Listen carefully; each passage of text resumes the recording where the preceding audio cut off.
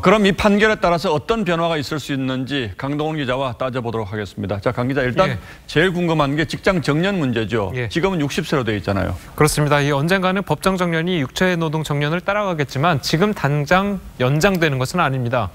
현재 정년이 언제 정해졌느냐를 보면 이해하기가 쉬운데요. 이 법적으로 정년이 60세로 된 건 지난 2017년 불과 2년 전입니다. 자, 육체노동 정년이 만 55세에서 60세로 됐던 것이 1989년이니까 거의 30년 만에 법적 정년이 육체노동 정년을 따라간 겁니다. 시간이 굉장히 오래 걸렸군요. 맞습니다. 공무원의 경우에는 특히 예산이나 이 법령 문제가 있고 이 민간 기업의 경우에는 노동시장의 유연성이나 노동인력 수급 문제가 있기 때문이죠.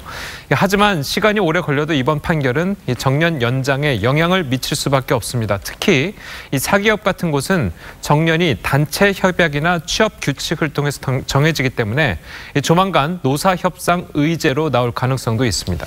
그렇겠군요. 정년은 그렇고 그럼 지금 당장 달라지는 건 어떤 게 있을까요? 아무래도 이제 보험금이겠죠. 이번 판결도 보험금 때문에 나온 것이니까요. 이 상해나 사망사고 등을 당한 피해자에 대한 보험사의 배상 규모가 커질 수밖에 없습니다. 실제로 손해보험협회는 이번 판결로 지급되는 보험금이 1,250억 원 정도로 늘어날 것으로 예측되기도 했습니다. 결국 보험료 인상으로 이어질 가능성이 크다고 볼 수가 있습니다. 그리고 이 노인 기준 연령이라는 거 있지 않습니까? 이것도 그러면 따라서 올라갈 가능성이 있습니까? 맞습니다. 노인복지법과 기초연금법에 이 노인은 만 65세 이상으로 되어 있죠. 이 육체노동 정년이라는 것이 결국 노인 기준과도 연관이 크기 때문에 노인의 기준 연령도 올라갈 수밖에 없습니다.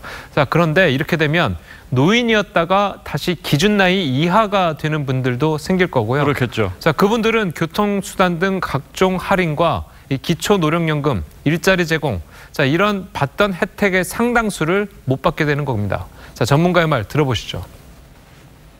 국민연금 같은 경우에는 법 개정을 통해서 수급자들의 연령이 상향된다던가 또 정년이 또 늘어난다던가 아니면 고령자를 정하는 기준 나이가 더 상향된다던가 하는 그런 영향이 전혀 없다라고 하기는 어려울 것 같습니다.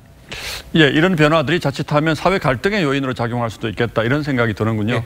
강동원 기자 잘 들었습니다.